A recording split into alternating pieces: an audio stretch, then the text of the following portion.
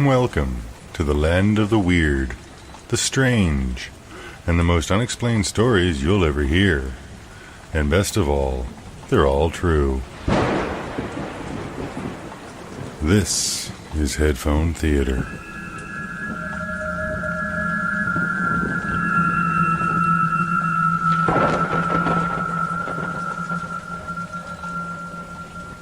Ever have one of those moments in your life where you just know something's going to happen before it happens? Like when you know the phone's going to ring and a few seconds later, it rings. Or you know you have to take your time going to work, even though you're late, and you come across an accident that just happened a few seconds ahead of you. And if you would have been driving at your normal speed, you could have been involved in it. Well, what is that? Is it clairvoyance? Natural psychic ability? It's not really like psychic vision because those people are open to it. They study it. They practice it. And they're always trying to teach us how to follow our feelings without question. But when a person who has no training or practice of any sort in it, and in some cases don't even believe it even really exists, when they have it happen, what is that?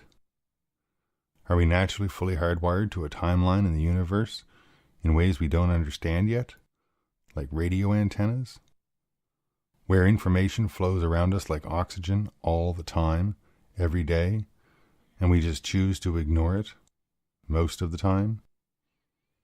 But once in a while we'll let our guard down and relax our unconscious mind until we accidentally tune into this informational radio station and connect into the universal timeline of events.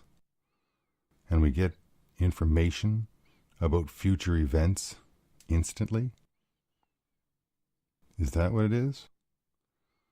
And all those people that we call visionaries and psychics are actually just people no different than ourselves?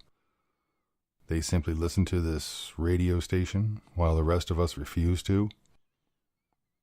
Or is it all just coincidence?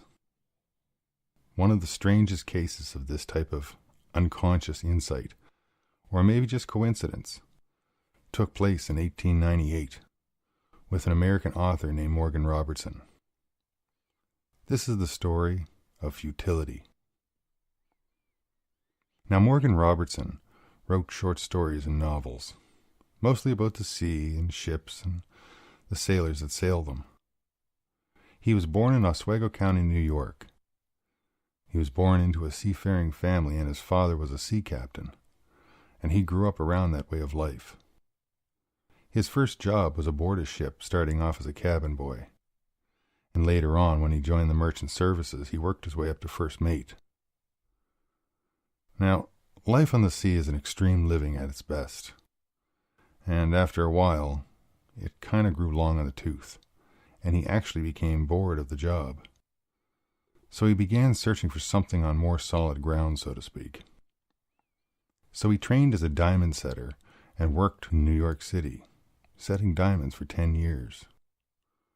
Now, he did enjoy that job, but the small clasps and the tiny parts and the pieces were just destroying his eyesight. So he decided to take up writing. Short stories came naturally to him from the stories that he'd heard on the sea and the stories that he could imagine in his own mind. And his stories were loved. They were published in such papers as the Saturday Evening Post and McClure's Magazine.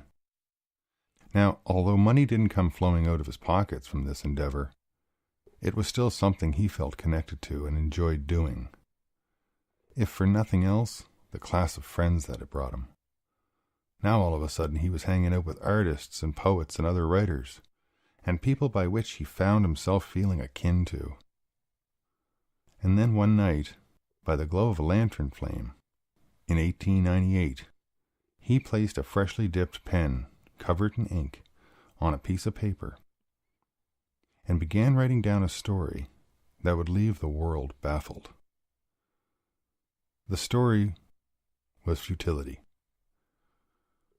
It was yet another story of the sea, and it was the story of a ship called the Titan. It was built as the largest ship in the world. Its passenger list consisted of the richest people on Earth. It was so large it was called unsinkable. It was 800 feet long and displaced 45,000 tons of water. It had a triple screw propeller system. That's a propeller at the very stern, at the very back of the ship, and then one on either side of it at the very back as well.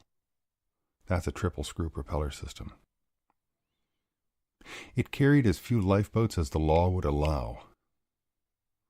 In the story, it was traveling through the North Atlantic waters one night in April at 25 knots, which is about 28 miles an hour or 46 kilometers an hour, when it hit an iceberg on its starboard side. That's the right side. And it sank 400 nautical miles from the coast of Newfoundland, Canada. It only had 13 survivors of its 2,500 passengers and crew. Now, does this story sound familiar to you? Now remember, this is 1898. It wouldn't be until 14 years later, at a few minutes to midnight, on the night of April 15th, 1912, when the RMS Titanic would hit an iceberg on its starboard side, that this story would begin to take a strange, almost prophetic twist. You see, the ship in the book was called the Titan. The ship in history was called Titan with an IC at the end. Titanic. The Titan was 800 feet long. The Titanic was 882 feet long, only 82 feet longer. The Titan was displaced at 45,000 tons. The Titanic was displaced at 46,000 tons. Both were the largest ship in the world. Both were carrying the richest people on Earth. Both were classed as unsinkable. Both had a triple screw propeller system. Both hit an iceberg in the night. Both situations took place in April. Both had less lifeboats than what was needed. Both were 400 nautical miles from Newfoundland, Canada. The Titan was traveling at 25 knots, 28 miles an hour, 46 kilometers an hour, when it hit an iceberg on its starboard side. The Titanic was traveling at 22.5 knots, 26 miles an hour, and 42 kilometers an hour, when it hit an iceberg on its starboard side. The Titan carried 24 lifeboats, less than half of what it should have had. The Titanic carried 16 lifeboats and 4 folding lifeboats, little over half of what it should have had. The Titan had 2,500 people on board and only 13 survived. The Titanic had 2,200 people on board and only 705 survived. Now, nothing Morgan Robertson ever wrote after that would ever be as hauntingly accurate again. However, in 1914, he did write a short story titled Beyond the Spectrum, which saw a war between the United States and Japan after the Japanese attacked American ships in the Pacific.